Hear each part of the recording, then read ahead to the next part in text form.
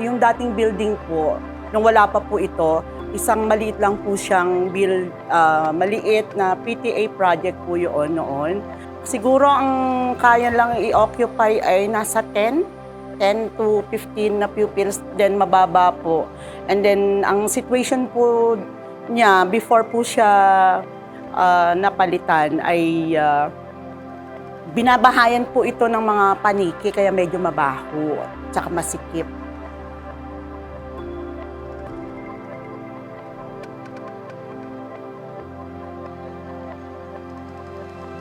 Napakalayo po nung kanilang itsura nung dating building sa bagong building namin ngayon, na kung saan pinagpapasalamat po talaga namin yun ng marami kasi napaka-conducive po niya sa learning ng mga bata. Malaking tulong po ito para maging maayos at mas makakapag-aral ng mabuti yung mga bata, lalo't napakaluwang po yung classroom nila ngayon, and then may maayos na silang CR.